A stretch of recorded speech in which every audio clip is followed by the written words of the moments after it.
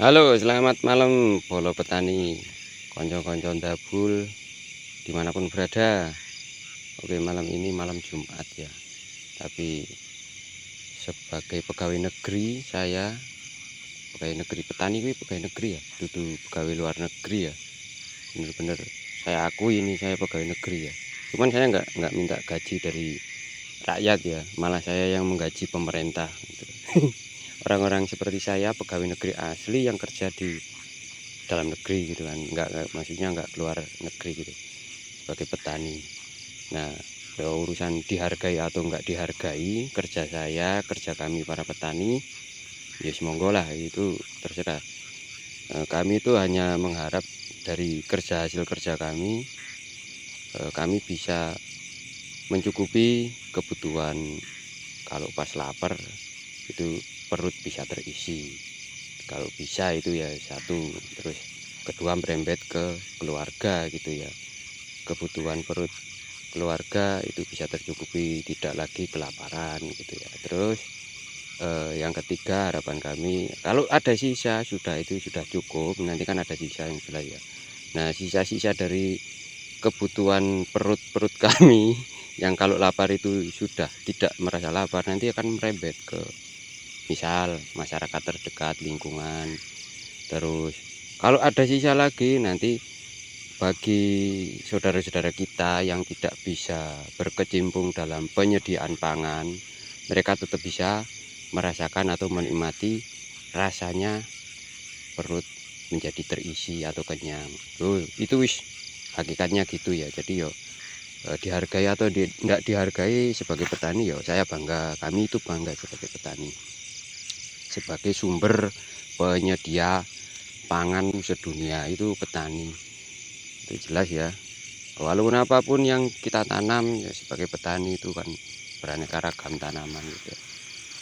Kalau minta dihargai ya yang paling dihargai sebenarnya kami itu tidak butuh untuk hidup ya. Kami petani itu sebenarnya untuk kelangsungan hidup itu hanya makan ya. Nah, nanti ada untuk kehormatan hidup, menjadi terhormat dan beradab itu kita butuh pakaian. Selanjutnya kalau kita ingin hidup terhormat dan beradab terus tenang, dalam arti tenang ya, kalau hujan nggak kehujanan, terus terang kalau panas nggak kepanasan, itu kita punya papan atau kebutuhan rumah gitu kan. Nah, itu biasanya yang ketiga itu yang agak sulit karena modalnya cukup gede untuk mencukupi kebutuhan. Yang ketiga biasanya cuma nunut-nunut dari orang tua kita ya. Untuk bagi yang kurang mampu seperti kami, ekonomi sulit gitu ya, cukup nunut lah, nunut nanti gantian sama anak cucunya berikutnya jadi menjadi warisan. Terus turun temurun, jadi bikin rumah sekali nanti turun temurun dipakai anak cucu gitu. Nah, itu ya, tapi kembali lagi ya, kebutuhan hidup, kecukupan hidup itu pertama pangan. Nah, kehormatan dan peradaban itu kita pakai sandangan ya. Kalau nggak pakai sandangan ya kita masih hidup tapi utuh di sini. Nah, itu hakikatnya seperti itu. Terus yang ketiga kita butuh ketenangan ya, ada rumah gitu. Nah, selanjutnya hormat dan segala macam itu wis nggak kita pikirkan. Itu dasarnya itu ya, kebutuhan-kebutuhan yang lain atau ya, tren ini tren itu, bikin ini bikin itu penunjang, sarana penunjang semua. Jadi ya sebagai petani saya bangga punya prinsip seperti itu ya, kebutuhan dasar. Nah, sebagai petani jalan hidupnya nyantai seperti ini ya. Kita nanam cabai misal kayak gini ya, saya ganti dulu ini kameranya, tes. Nah, ini kelihatan cabainya ini. Nah, ini malam-malam gini tetap saya kerja apa mengendalikan rumput ya, tak cabutin. Ini kalau saya main herbisida, amit ini kalau main herbisida ya ada resiko. Satu resiko nanti kena ke tanaman ya, itu resiko ya. Terus ya memang kita terbantu dalam segi waktu ya, cepat gitu penyelesaiannya, masalah rumput itu cepat.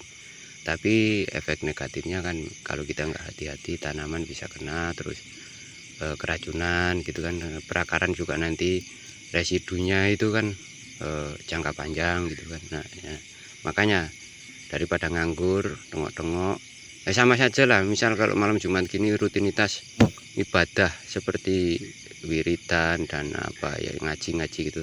Saya sambil ngaji nih, tangan itu tetap pegang keduniaan ini ya, tangan ini saya pegang keduniaan, tetap kerja gini.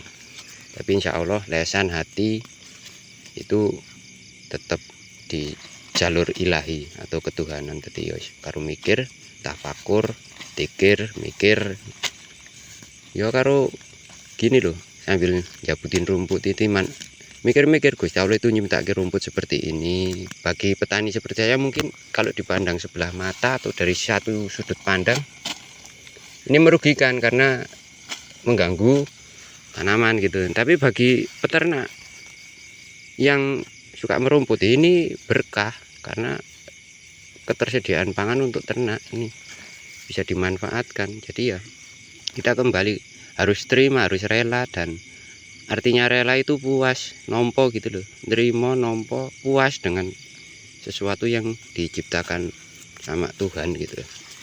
Ya tinggal kita sikapi saja dengan lapang dada, suka hati, itu nggak usah gerundel, jauhi kata-kata gerundel dan kecewa. Karena semua yang diciptakan sama Tuhan itu pasti ada manfaatnya, walaupun di satu sisi itu negatif, nanti di sisi yang lain itu akan ada positif. Itu perlakuan dari Tuhan itu seperti itu ya, kita nggak usah bingung. Yang penting lesan hati dan pikiran itu tertuju kepada satu, atau kita tauhidnya kuat.